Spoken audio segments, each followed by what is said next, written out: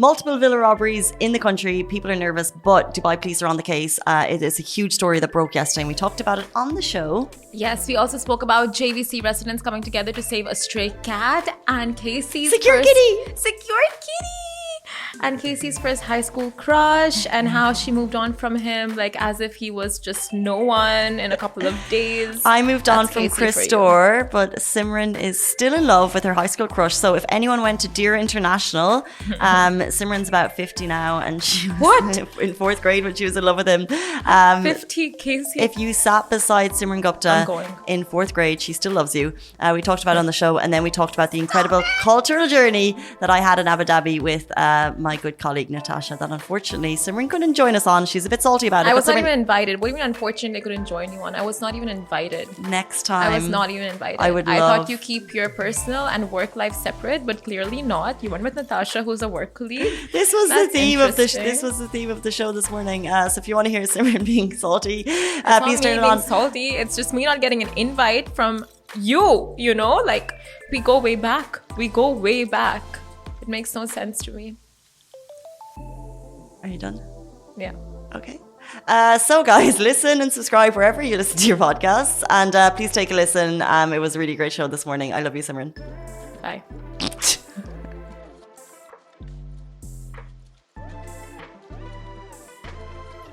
Good morning, Dubai. Welcome back to the Lovin Dubai show, where we go through all of the trending stories that everyone across the country is talking about. Of course, today, the top story yesterday, Eid announced for the public and private sectors. Woohoo! And we'll also be talking about JVC residents who united to save a stray cat. And an organised crime gang carrying out villa robberies across the country has been busted. And I visited Abu Dhabi during Ramadan and it was truly special. We'll be talking all about Ramadan in Abu Dhabi and how you can be celebrating. Of course we will, because the sponsor of today's show is the Department of Culture and Tourism Abu Dhabi, telling you why it is a special place to be throughout the holy month. More on this later in the show, and although they are the sponsors of today's show, the thoughts and opinions shared are Lovin Dubai's, which brings us to our first question of the day. It's such a beautiful question, makes me want to cry. It's the sweetest question. What age were you? And who was your first crush?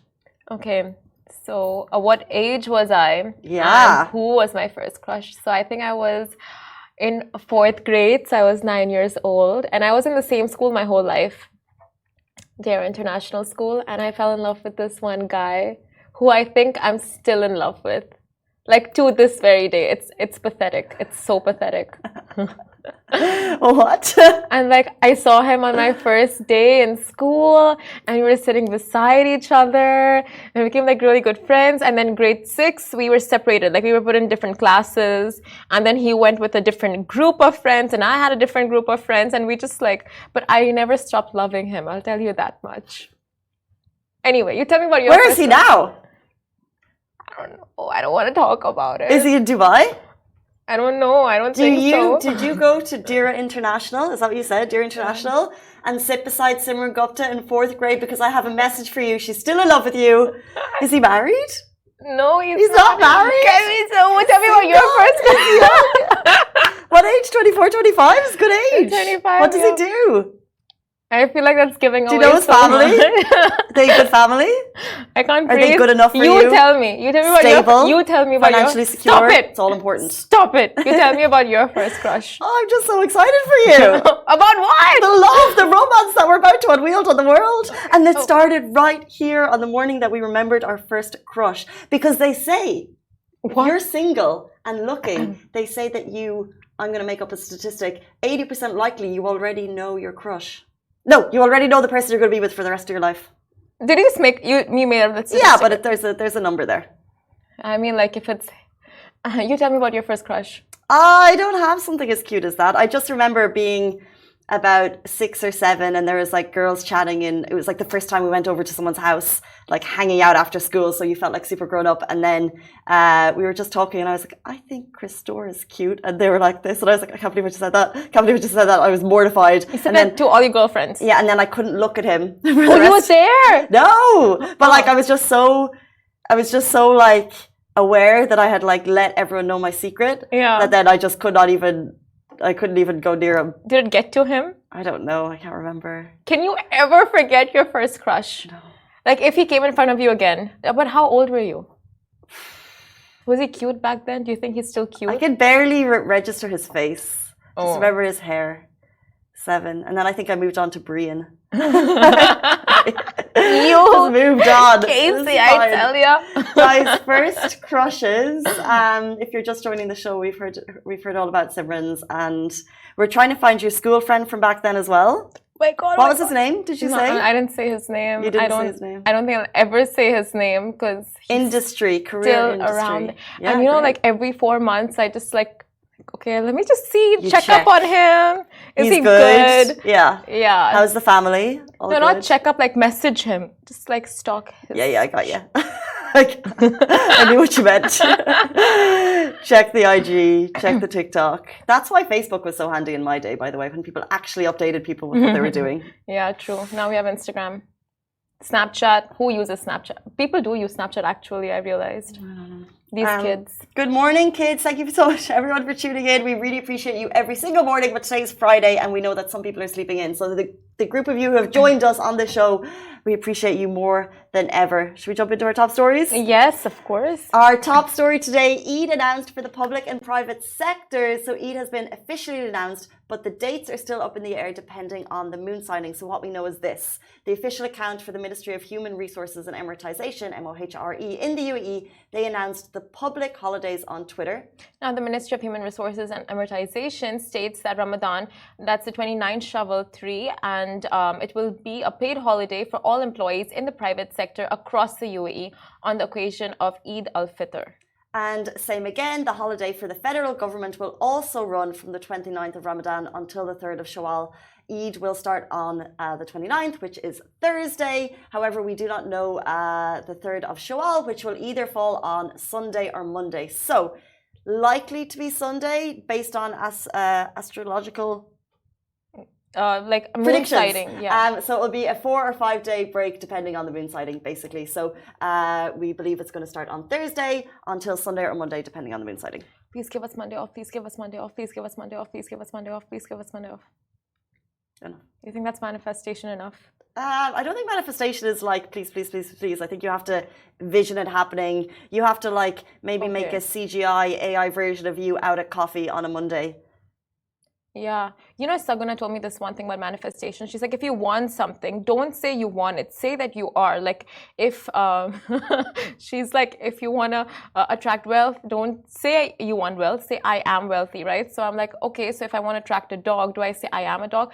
That's not the case. But in this situation. So all those nights when you're sitting at home in bed saying, please let me be rich, please let me be rich, please let me be rich. Like, I am rich. I am rich. I get that. I've heard that before. I am smart. I am beautiful. Like those things. And for this, do we say like, I am off on Monday? I am off on Monday. I am off on Monday. I think it will be Monday will be off. Monday will be off. So I'm going to make plans based on that prediction. Make the plans, and then if it's not off, cancel the plans. Or sick leave. I mean, you know, we're just kidding. Don't take a sick say it on a public platform. See how far that gets you. I'm officially off though. Let's jump into our next story. Convenient, yes, convenient. It's not next Monday. It's the Monday after. You're not. Yeah. True. There you go. So, sick leave it is. Sick leave it is. For the both of us. Okay, cool. We're not taking that back. Now, JVC residents unite in an effort to save a beloved stray cat from relocation. Now, residents of Jumeirah Village Circle are rallying together to save a special furry friend who has been living in front of the Hood's Circle Mall since the mall's inception, and this beloved cat has become a fixture of the community and is known by many as an unofficial security guard for the mall. However, it recently came to the community's attention that the mall management or pest control were planning to remove what they're calling the guardian cat. So this news caused great concern among members of the community at JVC. So they took arms because, of course, they've grown to care for her over the years. Exactly, and animal lovers in the community took to social media groups to flag the traps in the basement to capture animals for relocation purposes. But the traps that were set up in the basement at Circle Mall, we can confirm that they have now been removed. And the cat in question is a spayed female who has been around for 10 years in that area and has been living in front of the mall since it first opened. So 10 years going strong, but she's not in the best health as of now. She is considered an old lady by those who know her well. And the residents fear that if the cat is removed, she may not survive for too long. So, in response to this news, JVC residents, shout out to you all, they're urging mall management and Akil, who's the developer, to reconsider removing the cat and instead promote her as an official mall security cat after Ramadan. Aww. Genius.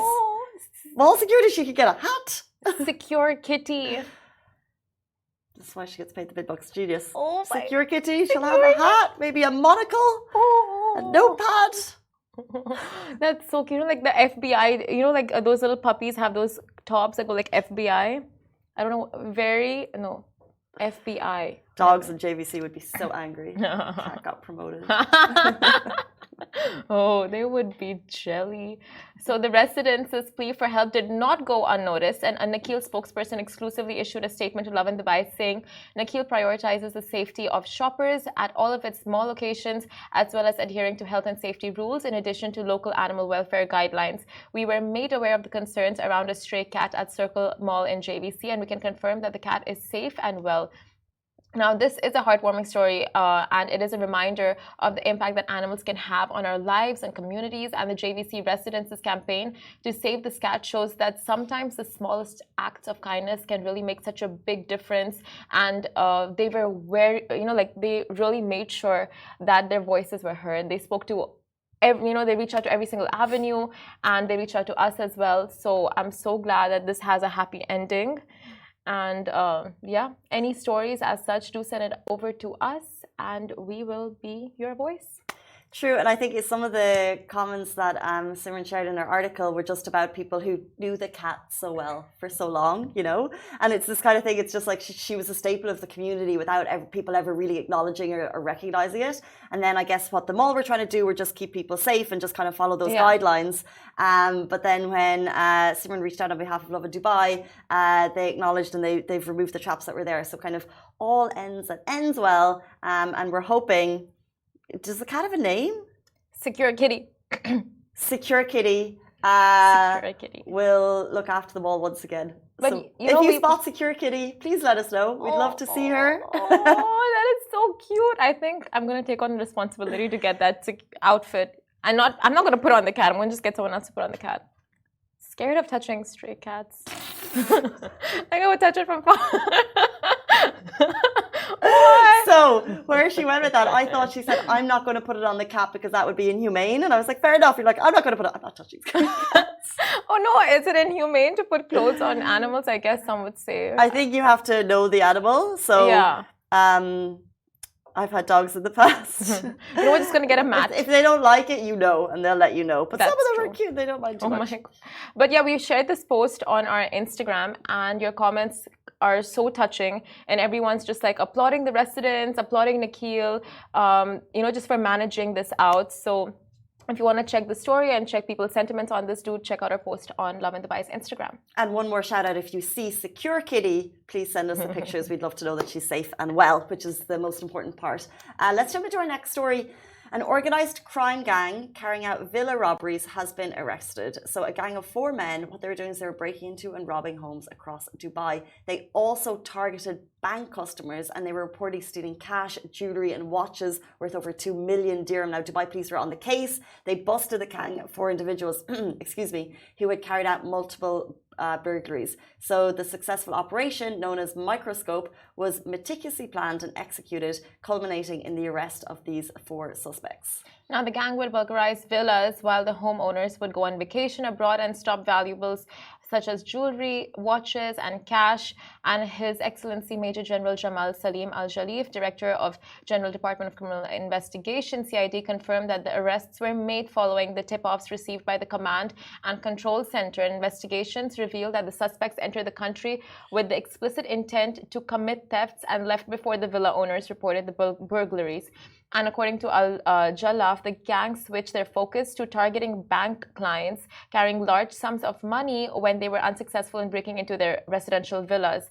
Now, they managed to steal over 60,000 dirhams by puncturing the victim's car tire and snatching the money from inside the vehicle. So it was a whole well-rounded operation by this gang, and Dubai police are on the case. And I just think it's a reminder and a word of warning, because what they did is they were specifically, in some cases, targeting families who are on vacation. They came into the country specifically to carry out these robberies, and then they actually managed to sometimes leave the country with the goods before the people had even reported the burglaries. Or so realized. For example, exactly, realized. So if you're traveling for an extended period of time, some of the obvious ones, like, I'm traveling for Eid, I shall not be. Oh no, I just said it publicly. Don't tell people you're we traveling. Have no hope. We have I'm no traveling hope. to Ras Al Khaimah for a day trip, and I'll be back. A 72-hour day trip? Is this live? Don't let people know you're traveling. It's not safe. Lock your doors. Although we live in a safety bubble, we're so lucky to be here. We also need to be cautious as well. Yeah, for sure. I think just take the precautions. Have your cameras set up, your CCTV cameras around your home, and it is so normal to post vacation pictures, but don't, I would say, now with all of these social experiments of leave your purse, leave your phone, leave your bags of words of cash on tables, it's just, I don't know, I feel like it's attracting some great attention to Dubai as to its safety, but a lot of negative attention will be attracted as well. People will just come in and take advantage of the city being safe, and we don't want that. So it's just, I don't know, I think a word of caution would be to not show off your wealth online. That's a really good point.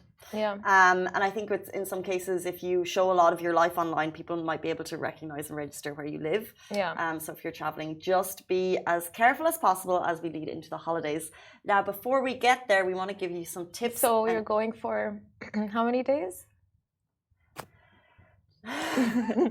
You well know my holiday plans, Simran. And I know where she lives. You do not know where I live, intentionally. Let's jump into our top story. We want to give you tips and inspiration for a truly spectacular journey. So I got to experience it myself, and I want to give you a little insight. So I took a journey through and to Abu Dhabi last week to take in as much as I possibly could, and it was truly special. It was a perfect blend of exciting events, unique, unparalleled experiences. Now, these are running throughout the holy month of Ramadan, and the food, iftars, beyond. I got to visit Charlotte Tilbury and the Diptyque Majlis, also the Fendi Majlis at Tasha's. We broke fast at Emirates Park Zoo with the big cats, with the lions, with the leopards. I was also with Natasha. We had a wholesome picnic at Al Emra Park, which was really special. And then, I mentioned the iftar, there was 1 Michelin star iftar menus at places like Talia by Antonio Guida, which is in Emirates Palace Mandarin Oriental, and Hakkasan, which is also in the same place. It was really a phenomenal experience. And then, of course, there was iftar at Emirates Palace Tent, which is spectacular, all on its own. And then you have the views as you drive in. It was truly special. Wow. And if you're making some plans, whether it's looking for a foodie experience, or if you're looking for something that all ages, so for example the kids, we mentioned Warner Brothers yesterday, can truly enjoy before the end of the holy month, Ramadan just has limitless possibilities. There's literally so much to explore. Such beautiful, fancy, bougie experiences, and Casey took Natasha. Cute. Yes, we do. Very cute. Which part were you most jealous of? All of it. But it's not just, so yes, there's a 1 Michelin star restaurants, and we were in the kitchen at the time was Luigi Stinga, who is the protege of the Michelin star Antonio Guida. He was creating the iftar, and he will be throughout the holy month. So it was unbelievable classic Italian food. But then also, it's not just about the fine dining. There's so much culture, because obviously it's we want to celebrate the culture and the heritage of the Emirate as well. Yeah. So there's so much. We visited the Louvre.